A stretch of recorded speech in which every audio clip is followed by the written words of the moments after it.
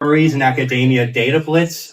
This is going to be, I think, an exciting event where and if you want our abstract book, hopefully the QR code will work and you'll be able to download the abstract book and see the talks and the abstracts of the talks for today's presentations. We have several experts in their field. I think we're really excited to have some of the top people in their field talking about biology and sociology and media studies and psychology. And I think this is going to be a really exciting data blitz. So everyone have the abstract book if they want it. So this session will allow experts in academia within the field of furry to present the innovative and important work that they're doing and research being conducted that's going to be current. These are going to be lightning talks. So everyone will have 5 minutes to give us an overview of the most exciting things that they're working on these days. And the talks will span many different disciplines. And I also should introduce myself. My name is Professor Scritch. I'll be your moderator. We'll have questions at the end because I want to make sure everyone has enough time to speak. And then we'll have opportunity for the audience to participate and ask questions at the very end of the session. So I will just turn it over to our first speaker, and I'll just allow our speakers to introduce themselves. And we've got Procyon.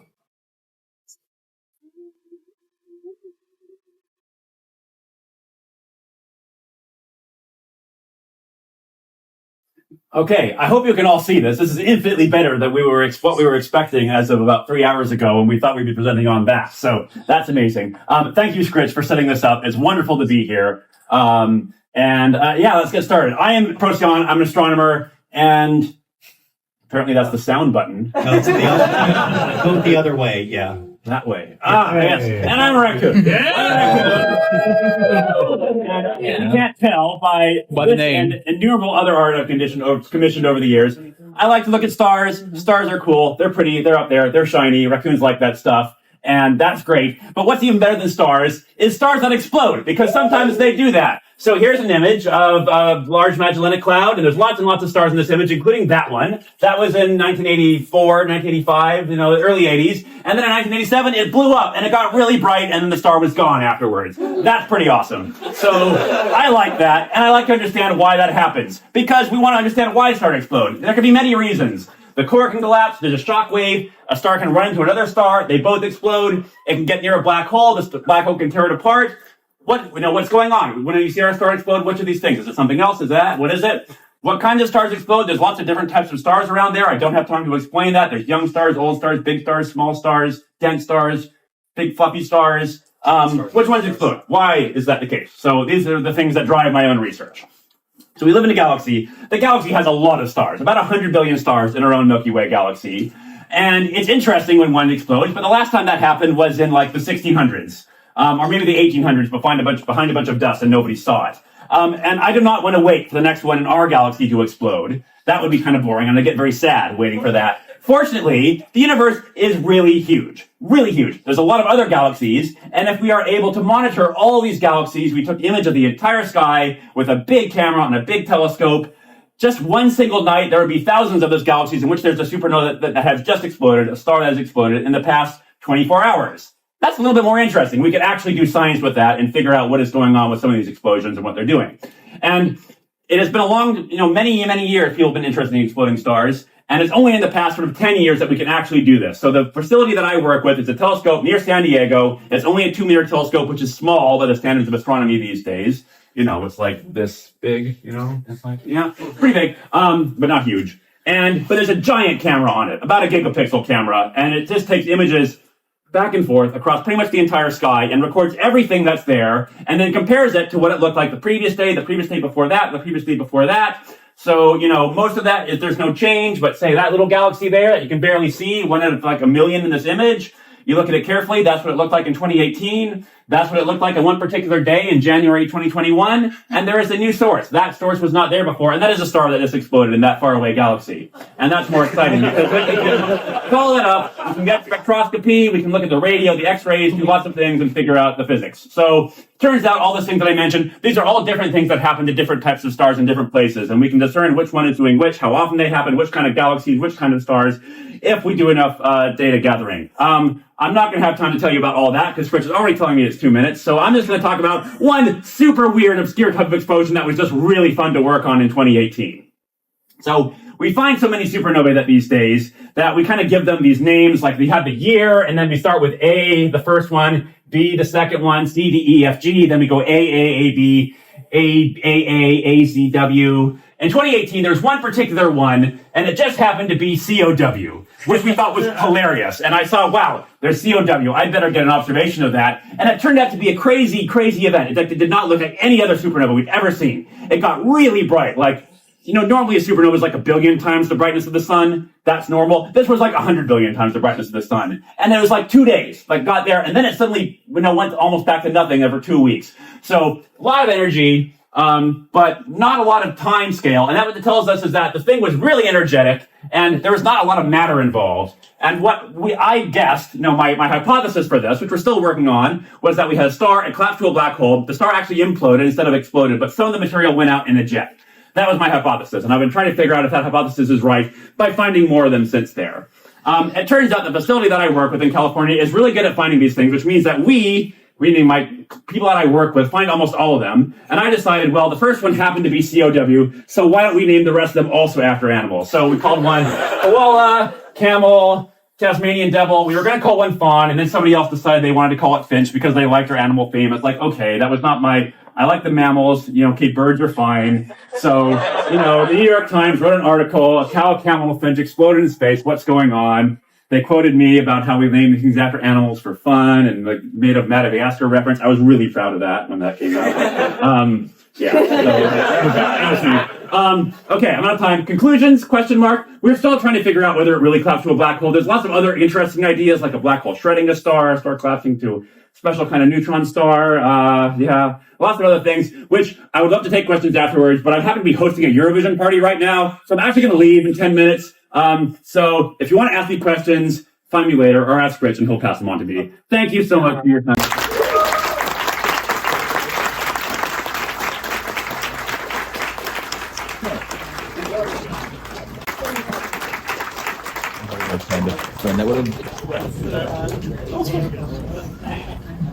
Yes. I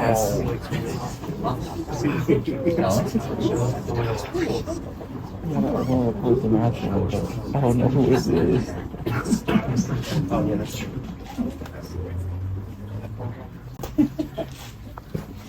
Okay, be a taken to turn. Calm down. Hi everyone, my name is PolyCereal. Today I'm going to presenting my talk about the interplay between the soil microbe and the plants, which is focused on the ecology one. It's kind of different from other people. And also I want to say that I'm right now just a PhD candidate, so I don't have any kind of specific research result to present to you, but I just want to introduce this amazing field of study and hope you kind of get something from this. I'm right now working in the ecology evolutionary major and in the University of Kansas, so that's my background. And for today, we're going to starting with actually a corny issue, which kind of back to the 1920s. So imagine you're actually a corn farmer back to that time. You're growing corn for a year, get some yielding like this, and then you're growing corn on the same place for another year, but yielding just keep decreasing until the third year. You cannot withstanding those kind of yielding decline, and you try to find a specialist.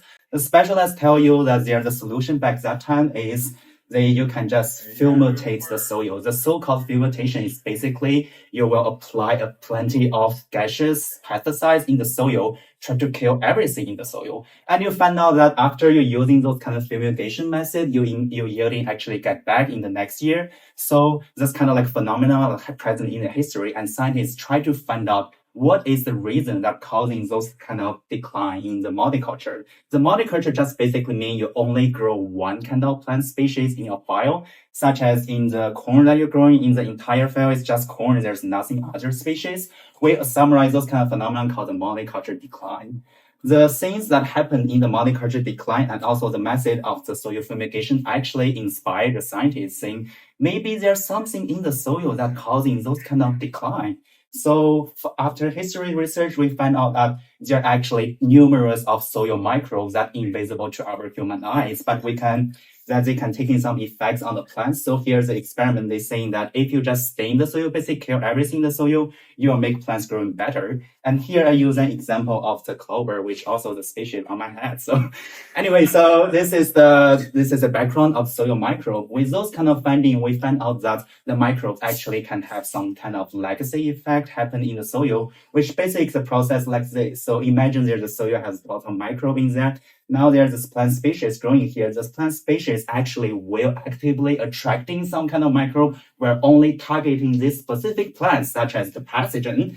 So those kind of microbes can actually remaining longer in time than the plant. So maybe the plant is dead, but the microbe can stay active in the soil and waiting for the next target or be showing up in the soil. So those kind of things that they remain in the soil, they may change in the so we call those kind of effect called the plant soil feedback. What happened here is those kind of altered soil that conditioning by the previous species, they might remain in soil for a longer time, but they may promoting the same species growing on the same area like this. So maybe they're attracting some beneficial microbe to them so they can grow better for the same species.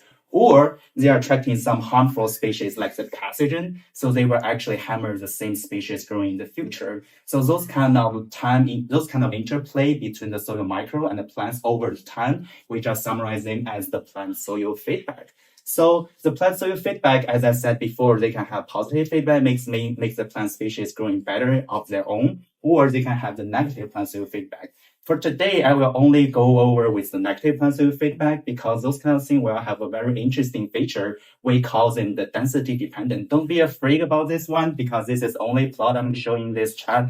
And I will animating them so you will understand it better. So imagine the same cases with the same species and plants. Over time, there are a lot of species like growing here and they will actively trade in the soil microbes. So you will see many microbes also accumulating there. Maybe those microbes are really bad, so they are pathogen. They're actually accumulating a lot. So you will see here, those kind of density will increase. The density in biology mean how many of them. So once they're increased, the pathogen will also increase to creep up and knock down the plant species. So the plants themselves will actually be killed by the microbes. So you say the plant community population actually decline. But those kind of declines, they will no longer support any nutrition for the pathogen. So pathogen themselves will also decline over time. So once pathogen has declined, the soil become healthier for the same species. So the plant species will take space again and will grow back. And then those also building up more pathogen accumulation again. So this are focusing on oscillation will happening over and over again. So this is how the negative plant soil feedback regulating a plant population. This is also what happened in that clone field. Once you're going clone over and over again, you will accumulating too much pathogen in the soil. It will basically kill the clone population. So those kind of phenomena, once they happen outside the man-made field, like in the wild, they actually will causing a very interesting phenomenon that will actually maintain the species diversity. Just think about in one area, there's one particular species, they will always forming those kind of isolation because they were restrained by their own pathogen on your soil. So those kind of things actually maintain the diversity in the wild. So there's no single species can actually overcome the entire land to dominate everything because they will always restrain themselves. But they will also can growing back once the pathogen is gone. So those kind of things actually explain why in nature there are so many diverse plants out there. They're not just only one species. So that's all of my talk about the plant soil feedback. If you have any question about my talk, or if you want to know more about this thing, you can always follow my Twitter. I will actually open the question and answer Twitter on my Twitter. You can leave comments here, or you can just stay at me. I will be happy to answer it. Thank you.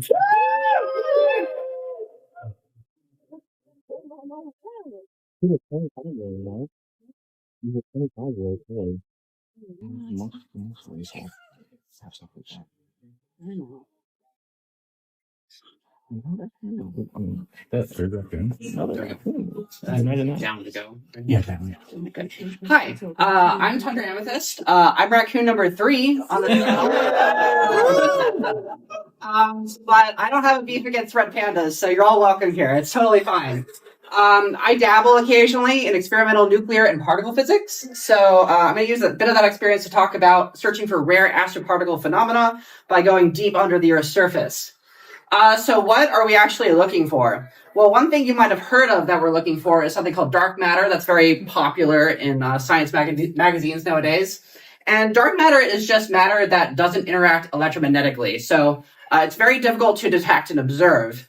But we know it's there, and we know that it makes up at least 25% of all mass energy content, a huge chunk of the universe. But how do we know this? Well, we look at these galaxies, and we look at how fast these galaxies are rotating. And based on the laws of physics, we should be able to predict how fast these galaxies are rotating. But based on the observable matter in these galaxies are rotating way too fast. So there's extra mass there that we can't account for, and that mass is dark matter.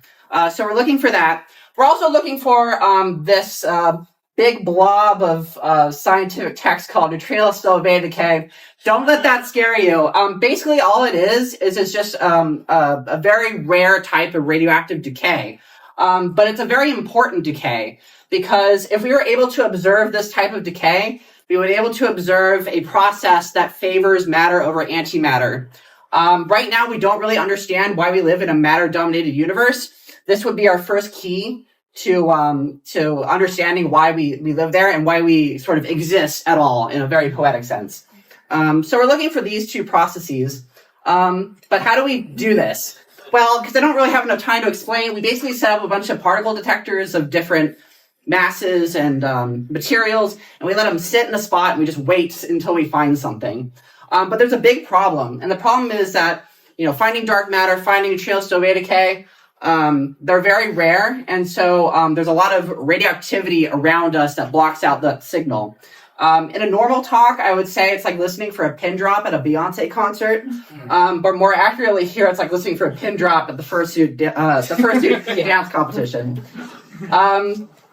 So part of this problem comes from pesky particles from outer space called cosmic rays. So you have a bunch of mainly protons that enter the Earth's atmosphere and they scatter, and you have a shower of particles that hit the Earth's surface. A lot of these particles are blocked by the surface, but there's a particle called a muon, which is basically a heavier version of electron, that penetrates pretty deep underground. So we need a way to stop these muons, and we have to build laboratories deep underground to do that so we can put our experiments there. And you might be surprised to hear that we have laboratories far underground, but we do, and they're actually all over the world. I'm only going to talk about two types today. The first type of underground laboratory is a horizontal access laboratory. This is one in Gran Sasso in Italy. We build it under a mountain off the side of the Italian interstate. And basically what you do is you drive your big truck of supplies down the interstate, and there's like a secret hidden entrance that you follow. Wrong way. And there's like a secret tunnel lit by blue lights, and it's very James Bond-esque. There's like a sliding metal door and everything. It's very cool. The other type of laboratory that we build these experiments in is a vertical access laboratory. These are usually in former mines. So the former largest gold mine in North America is in South Dakota. And what we do there is we go to the surface, we dress up in mining gear with a hard hat and everything. We enter this yellow cage here, and we basically take this elevator ride in complete darkness for 10 minutes to get all the way down to the laboratory level, which is about a mile underground. And then we traverse the pathways down there until we make it to our laboratory space, which looks like, some sort of secret supervillain lair. So there's way more to talk about with underground laboratory work, but I don't have time. So I answer questions after the talk, and if you want to ask more questions, you can reach me on Telegram at Tundra Amethyst. So thank you.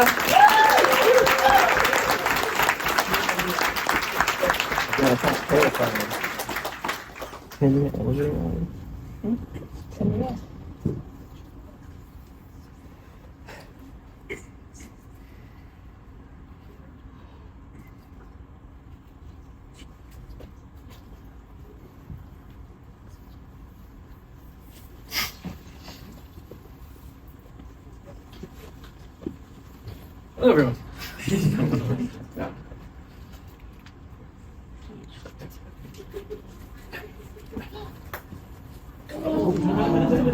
Riff. Hi, I'm Setrahn. This is my avatar. I study virtual and augmented reality, which is a lot of fun. So I graduated from Virginia Tech a couple years ago, so I'm really new. Go Hokies! And my dissertation was on sense making with immersive analytics, which is a lot to say. Well, I watched people figure out complex problems with multimedia documents.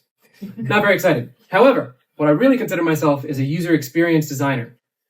And what I did was I designed 3D user interaction techniques.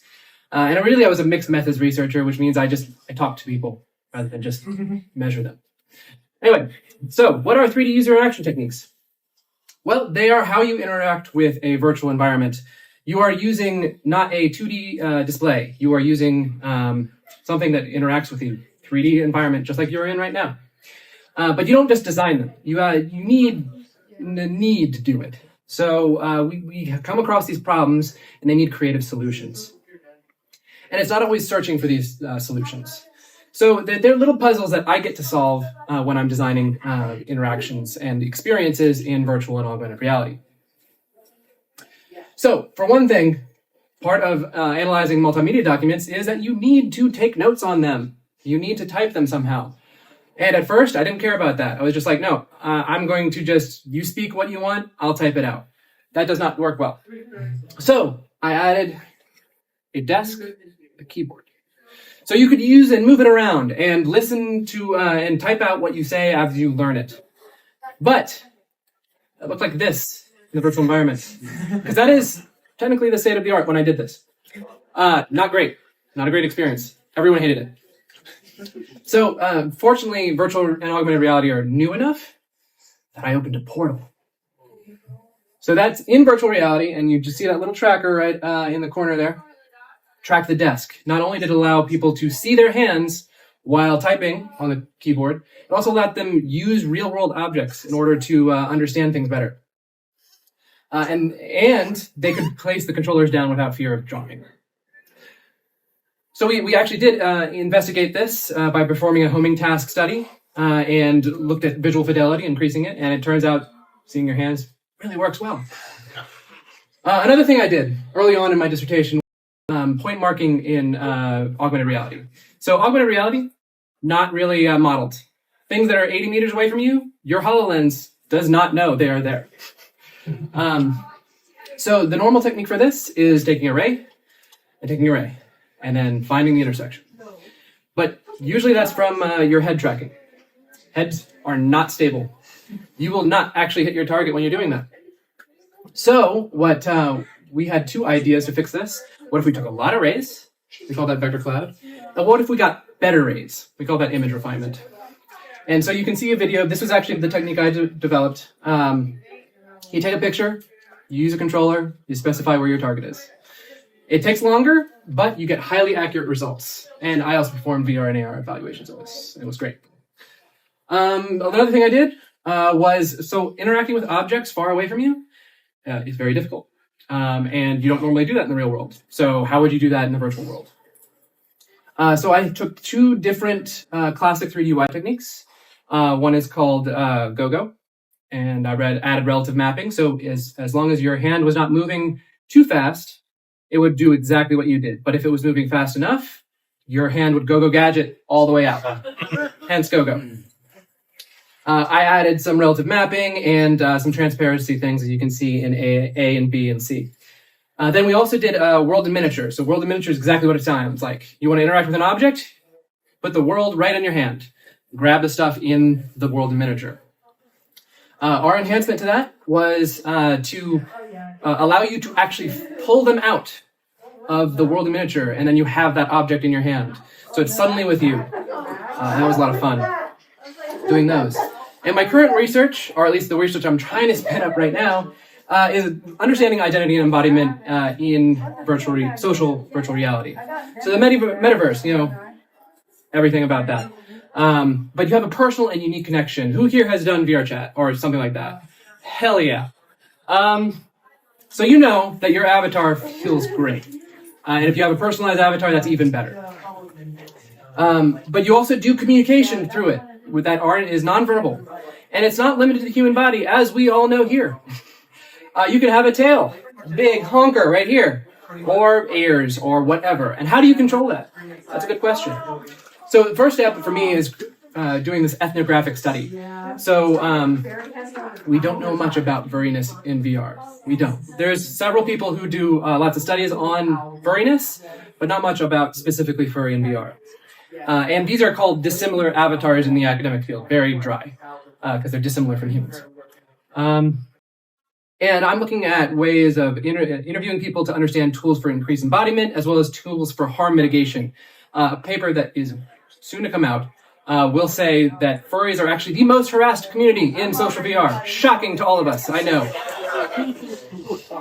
So actually, if you are interested in being a participant and you have 10 hours of experience in social VR, you identify as an active member of the furry community while in social VR, you use a furry avatar and are 18 or older, please either talk to me, Setrahn again, and it's Setrahn on Telegram, or just check out this QR code. And that's it. Thank you.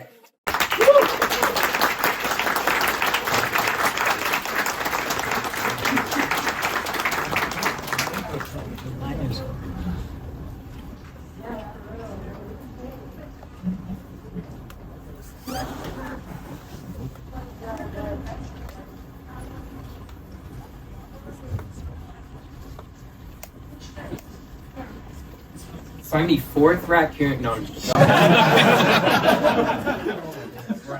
I'm Juniper. I'm a collie fox, not a raccoon. And I'm a PhD student at the University of Pennsylvania, working around kind of sound studies, animal studies, and trans studies. So basically, what I'm going to be kind of glossing really quick is what are those, and then kind of thinking about how these fields interact, and that's kind of what my dissertation is on. So we'll walk through it really quickly. So basically, the quick gloss. Sound study. What is sound studies? So sound studies is basically the kind of sound studies I do, at least, is the humanistic study of sound. There are, other people in physics, for example, who look at, kind of the structural kind of material behavior of sound. What a lot of people in sound studies do is look at sound and kind of try to unpack what it does in a particular environment, particular social environment, what kind of like political import does it take on, when it is mobilized in particular ways, et cetera, et cetera, et cetera. So what I do mostly is I think about how sound is used in particular ways to construct ideas about what an animal is, or what does it mean to be an animal. So basically what that means is, if you're thinking about animality and animal studies, what is animal studies? So it's such a broad field that there are so many different types of research going on, like within the kind of, or under the auspices of animal studies. Again, the type of animal studies I do is, again, humanistic in bent. I'm in the Department of Music, which is odd for what I'm studying, but we'll leave that. We won't talk about it right now. So basically what I'm looking at when I'm like kind of getting into the animal studies research is thinking about what does it mean to be an animal? How is this kind of category of animality or the animal constructed in like, it's constructed in very like situated contextual ways. You can historicize it as well in a bunch of different ways. There are, tons of instances of like discourse through literally any field you can imagine about this kind of human-animal binary and the kind of maintenance that is needed to uphold this binary. So unsurprisingly, this is kind of rife with struggles over power because there's this imbalance between the human and the animal. Mostly it's a relationship of domination if we're thinking about, the general condition of the animal in our kind of human world. And then, my kind of investments in trans studies, I'm trans, so that's kind of the gist of it. So I'll scoot on from there. I have the clicker. It's behind this. On the other side. Yeah. Aha! I'm putting up a bunch of words. You don't need to know what those mean. This is kind of just where my research is around. So my dissertation work right now is looking at kind of fur as a big category, and how ideas about fur interact with ideas about animality and transness and embodiment, and trying to think about like what can we do otherwise to like critically assess how we're thinking about the relationship between human and non-human. So the question, like, what does it mean to sound like an animal, taken with all of these, considerations in mind, becomes a very complicated question, especially when you're at a furry convention, right? So basically the lines between human and animal, people will say different things about this. They're very blurry. They're not really actually, substantive. They're substantive in particular ways for categorization, but besides that, I'm kind of interested in deconstructing this kind of binary, which I think we all are kind of engaged in this sort of practice. And I want to think about like, what do we do in trans furry communities to either challenge or uphold this kind of human-animal binary? Trans furries in particular, I think, have a very interesting relationship with embodiment. The body is very contested, as like many of you know. So when we play the non-human or like play in spite of the human body, what kind of like generative performativities come out of that? So actually, I'm going to plug my little research now. So I'm actually in the process of doing, as part of my dissertation work, doing a study, like an ethnographic study on transness in fur and animality embodiment. So if there's anybody who wants to like, be part of it, it's in its beginning stages right now. But just feel free to reach out to me and we can talk about how I'm really interested in hearing from a lot of people at this stage and getting people's thoughts on how they have a relationship to animality or not. So you can reach me on any platform. Feel free to DM me or anything. But yeah, thank you so much.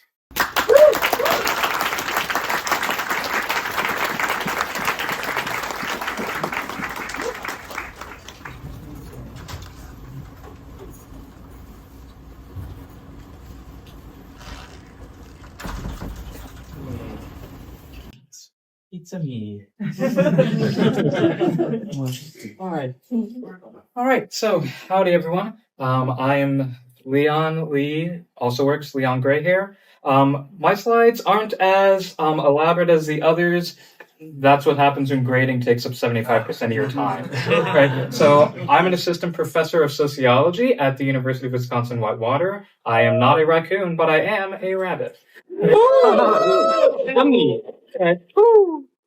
All right, so a lot of my research, I got my PhD at the University of Missouri, and I'm also an early career scholar. I've just finished my second year on the tenure track. And so a lot of my research centers around racial identity and racial criminalization, right? So when we talk about racial criminalization, we often talk about trends and statistics, the general state of the phenomenon. But I'm a lot more interested in asking, how do the people who are criminalized, how do they understand that topic and how it affects the way that they see themselves or how they are aware of how other people see them? Right?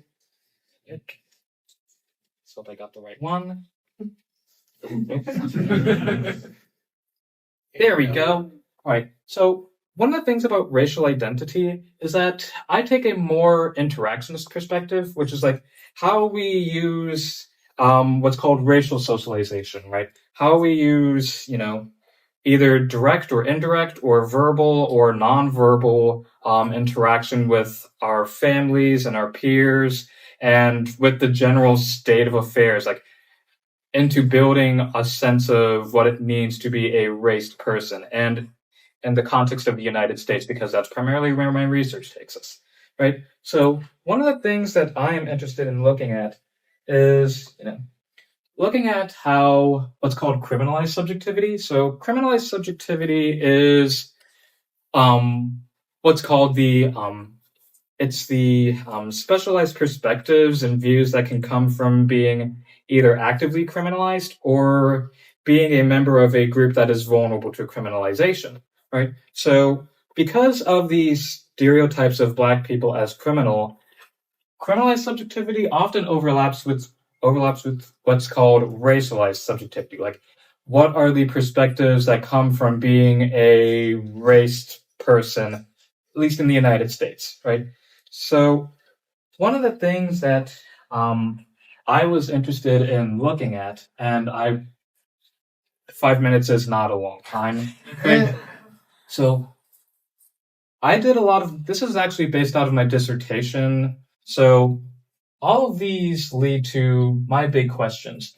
One, how do Black college students understand racial criminalization as they get older? And what are some of the implications for this in building racial identity? Because when we look at, racialized subjectivity and racial identity, we attach or gather meanings, right, that society often puts on those identities, right? So it's kind of looking at how Black college students understand this, because these sort of are also dynamic and processes, right? So our understandings can build and grow more complicated as we get older. And how many of you guys are students or undergrad students or have been to college? Right? College is stressful enough without having to deal with racism. Yeah. Right. So I interviewed roughly 28 Black college students, self-identifying Black college students at the University of Missouri, right, for like how they understand criminalization and racial identity, right? So I don't have the time to get into all this, so I'll probably only be able to cover like one, or two. So one, these ideas like about criminalization, right, also shape like not just like their racial identity, like they are aware that this is something that, you know, this is what the society thinks of Black people, but they are well aware that it doesn't actually reflect who they are. It's much more about the stereotype of who they are, right? And not only do their understandings grow more complex as they get older, they also grow increasingly intersectional. So what's fascinating in my research is not only are many of the Black students who I interviewed, not only were they aware of the different ways in which they were criminalized from their non-Black peers, but also looking at how they may be criminalized differently compared to other Black people, taking in things like colorism or sex and gender expression, right? And if I'd be more than happy to go into that if anyone has any questions about that. And these ideas also shape their relationship to the spaces and institutions that they navigate, right? So think about how they juxtapose the campus that they navigate to the college town, because Mizzou's a predominantly white flagship university in a predominantly white college town in the very white state of Missouri, right? See Missouri. And how this also, and they also gained a much better understanding of like, as they observed, like, as they navigated campus, like observing differential treatment, observing who gets deemed suspicious versus not, and even different like areas of campus where they would feel more vulnerable to a criminalizing lens than other places. One area that came up fairly frequently was Greek Row as a site where they would feel vulnerable to criminalization. And I can also talk about Greek Row and how these students talked about that. Right? So that said, again, like I said, grading takes up 75% of my time, but if anyone would like my contact information or would like to ask some more questions, you can come up to me at the end. Right?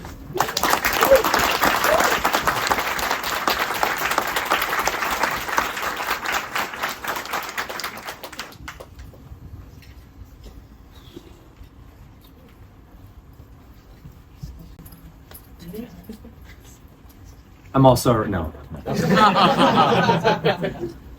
All right. My name is Hirsch. I'm a deer. I did an undergraduate in biochemistry, and I have a doctorate of medicine, so I'm a physician. End goal is to be a pediatric surgeon, so mostly I'm working in a research lab now, looking at necrotizing enterocolitis, which is a problem of premature infants. And given all that, I'm not going to talk about any of it because I have a paper that's coming out and the PI said not to talk about it. So I'm actually part of the physician doctors group of furries. And so I did a cross-sectional analysis looking at kind of the romantic and orientation of it to see if we kind of model what normal furry fandom looks like. So this was administered over the course of 4 months. The group size at the time was about 75. I had 42 responses, which for physicians is great. I got 56%. I was excited. And then there were from groups of people varying specialties and ages, from med students all the way up to full physicians and attendings. And we actually have a couple of vets. Not sure how they're there, but they're there and we love them. It was all self-reported and completely anonymous. And why? Because I was bored and I noticed that, we're kind of a niche community, so might as well see what we look like. Mm-hmm. So in terms of the spectrum, we are almost exactly like furries.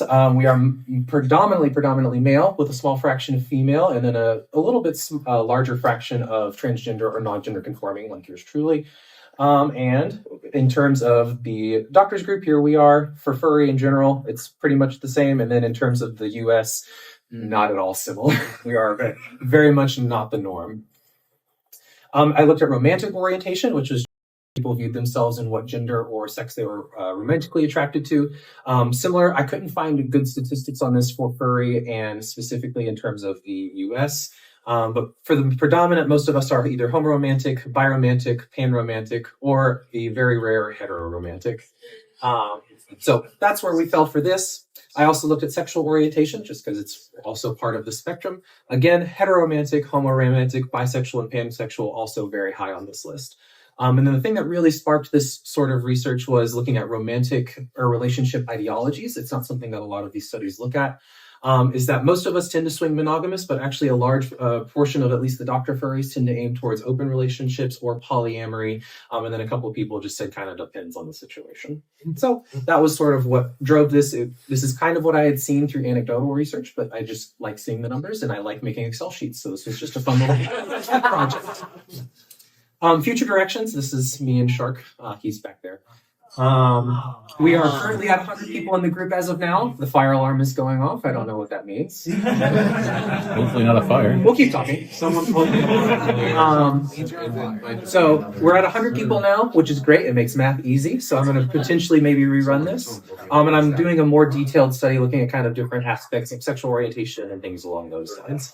And yeah, it's mostly just because I like Excel sheets. So yeah, that's it. Thanks.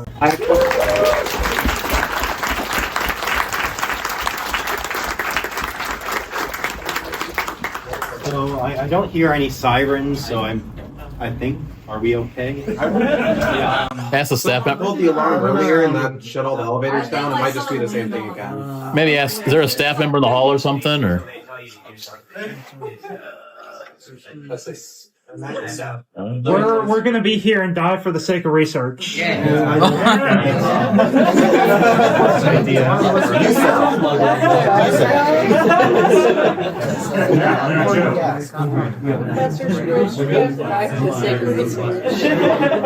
is fine. So I guess this is fine. I mean, until I hear otherwise. Right? Yeah. Probably. So, we're the one pound they can tell. okay, so,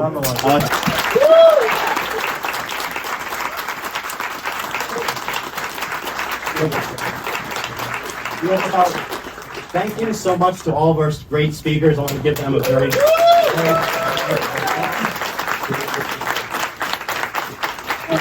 We have about 5 minutes for just some quick questions, but I think many of our speakers would be happy to talk to you after the panel. I want to be respectful to people's time and also the next people who have to come in. But any kind of just quick questions overall. In the very back.